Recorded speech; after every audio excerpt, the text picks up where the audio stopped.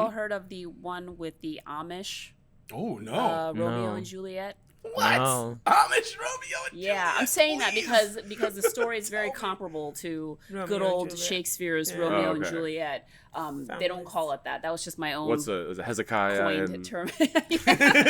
Hezekiah and No, it was actually if any of you out there are familiar with Philippi Creek with the bridge on 41. Yeah. Sometimes I guess that's referred to as the Amish Bridge.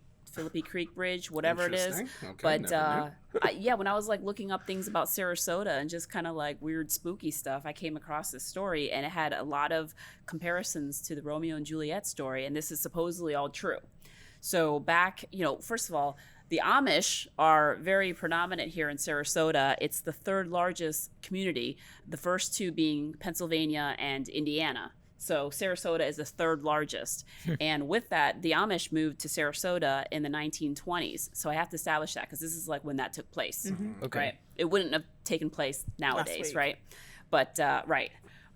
So I guess there was this family who is farming, and the big crop of the time for Amish people were celery, which, celery fields and all that. So that was a huge agricultural thing. Was celery, and there was this family that had a big family, and they would bring their crop to market on the weekends and whatnot, bring it into town. And I guess where the border of their community at the time, which is Pinecraft, again, any of you can correct me if that's right. if you know more stuff, but one of the borders of their community was Philippi Creek. And I guess if you went past it, then that was like the English people. So you weren't really supposed to kind of go past that area. You just stayed in your Amish community. So this one farmer used to take his celery into the market and sell it to the people. But I guess he fell ill, and so his oldest son took the celery in one time. And when he was at market, he caught a glimpse of this girl. Her name was Ingrid, and of course fell in love. Ingrid, yeah. So, the farmer, he still being sick, the son, Amos, kept bringing the celery to market for I don't know how long, but they formed a relationship and fell in love, right? And they would meet at this little bridge, which was the border of where the English and the Amish, were separated. So it was maybe the Philippi Creek Bridge. They would kind of make a rendezvous and making a point to meet there. And one of the things that he did, it's these little details that I like, but one of the things he did was he would kind of whistle a tune, and she wouldn't know what tune it was, but she would just kind of like giggle because she knew that was her loved one coming to meet her. So they would meet there because they knew that people weren't supposed to be together. People wouldn't approve of it. And I guess when the father got wind that this was happening, he didn't like it at all because Ingrid was from an English family and they were Amish. So I guess the father didn't let him go to market anymore. And she knew about it, but they still found ways to meet secretly at the bridge. So I guess the story goes, one time I had to establish that whole love story, right? So I guess one time Amos was able to pull himself away from his father to still meet up with Ingrid. So he was still delayed, though, because the father didn't want him to go. So the father kept holding him back, keeping him occupied, maybe giving him some farm chores. And meanwhile, Ingrid was there at the designated time. Well, being that Amos was running late, she had this thing where she loved to pick flowers, as any girl in the 1920s would, right? That's how they loved to spend their pastime. Right. Not much else to do. So she would go down to the creek by where the bridge was, and she would start to pick the flowers. And I think there were lilies, but she would start to pick the flowers. And there was one, little bed of flowers where she was reaching over, she couldn't reach it. And it's no big deal, but she slipped and fell into the water. And when she did that, she tore some of her dress, and she got her arm. Some stories say arm, some stories say leg. But she got a tear or a gash in her arm or leg, and there was blood on her dress. And thinking that, okay, well, first of all, she didn't want Amos to see her like this, and she only lived like 5 minutes away as far as a walk, so she figured she's going to go home real quick, change into a fresh dress, and meet him, not knowing when he would be back. There was no texting back then, right? Right.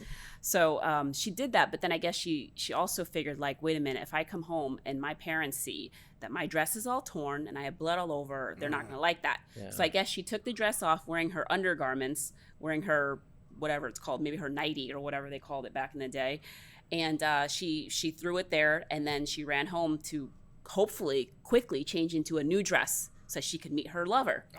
Well, in the meantime, of course, I see where this is going. Amos comes back, and Amos comes and then does the whistle. Here's no response. And then Amos looking down from the bridge, and even at high tide, it's only maybe like 11 feet. It's not like a really tall bridge, right? But there are alligators that lurk in the area.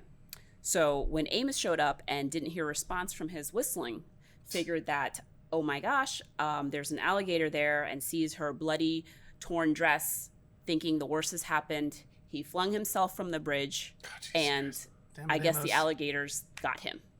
Oof. So moments later, when Ingrid comes back, sees her loved one just mangled, maybe. I don't even know what she saw. But obviously she got all distressed and correct. And then she herself also threw herself to the alligators. So that's the story of Amos and Ingrid. And supposedly nowadays when people go across the bridge at night, there's lights, and they're thinking that that's like Amos and Ingrid, or people will say like maybe they're kayaking or boating underneath, and they hear like whistles, that it's maybe like Amos looking for his beloved Ingrid. But that's homeless guy. Yeah, exactly. Be like, please get the fuck out of here. That's where I live. That's the story that I have. Wow. Why? Why? The Amish Romeo and Juliet. Right? Maybe not be so impulsive. That's very Florida. Wait it out. More if aggressive they had, than taking poison. Jesus. If they had texting back then, You it would have know, been avoided. you shouldn't Set up a handle smoke it that signal. way. No, you like shouldn't. you shouldn't. You should just bring some flowers. Yeah, that feels like that's dangerous, toxic behavior. It was a knee-jerk reaction, but that was how passionately in love I guess they were. How I just stupid am people were unsure. then. Oh, it still happens. Don't worry. No, yeah, for sure, Still it do does. stupid Yeah, stuff. they really do. Well, that's sad. That's very He was sad. grief-stricken, thought that his loved one was eaten by an alligator while she was waiting for him. I ain't gonna fucking throw myself off the goddamn bridge, though. I don't until know I if get that's a proof. healthy Yeah, love. Yeah, prove I that need shit, man. proof. It's That's like Billy Madison. You go kill I the need to alligator. see- Yeah, dude, Kill I'm the gonna alligator, gator exactly. nuggets Yeah. tonight. Right. I'm gonna pull out my girl. Wow. Fucking bury her in a Nobody fucking hears the grave hopeless somewhere. romantic.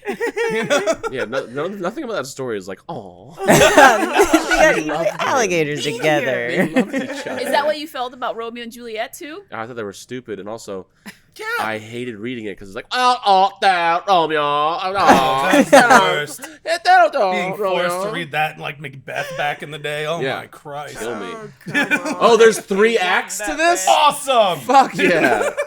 How many? Let's I don't dive think into that's a that. healthy love. I don't think it's a healthy love. Yeah, but that's Sarasota for you. I don't know how young they were too, because we know that Romeo and Juliet were like 13, Kids. 14. 16, Yeah. right? Yeah.